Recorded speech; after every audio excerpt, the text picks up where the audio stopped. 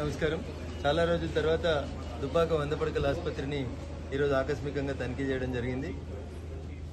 Patients సంఖ్య గణనీయంగా పెరిగింది. ఇది బాధాకరమైనటువంటి విషయం. ఎందుకంటే ఆసుపత్రి బాగుండాలి, కానీ పేషెంట్ల సంఖ్య తక్కువ ఉండాలని కోరుకోవాలి.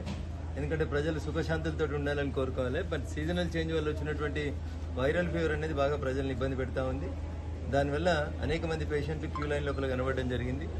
పేషెంట్ల నుంచి వచ్చినటువంటి డిమాండ్ ఒక ఆర్థోపెడిక్ డాక్టర్ని, ఇంకొంతమంది వైద్యుల సేవలను పెంచమని అడిగినారు.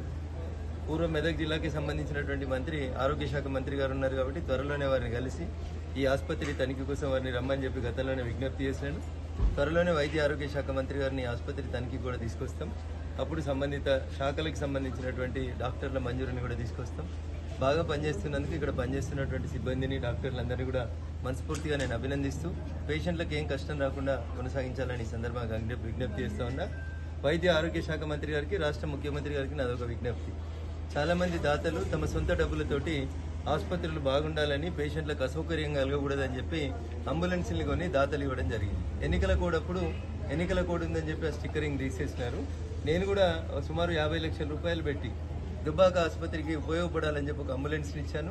ఆ అంబులెన్స్ ఎక్కడైనా ప్రమాదం జరిగినప్పుడు హాస్పిటల్ పోయే కంటే ముందు కావాల్సినటువంటి మెడికల్ అసిస్టెంట్స్కి ఉపయోగపడేటువంటి రీతి లోపల దాన్ని డిజైన్ చేసి ఇచ్చినాం. దానికి కూడా తిరిగి స్టిక్కరింగ్ చేయాలని కోరుకుంటా ఉన్నాం. దాంట్లో పనిచేసేటువంటి సిబ్బందిని అడిగినప్పుడు ప్రతి నెల దాదాపు 150 మంది రోడ్డు ప్రమాదాలలో గాయపడ్డ వాళ్ళని అంబులెన్స్ కాపాడుతుందని చెప్పినప్పుడు నిజంగా కూడా నేను ఐఎమ్ ఫీలింగ్ వెరీ హ్యాపీ. 150 మంది ప్రాణాలను కాపాడేందుకు నేను ఇచ్చినటువంటి ఒక అంబులెన్స్ ఉపయోగపడుతుందంటే నిజంగా నేను గర్వపడుతున్నాను.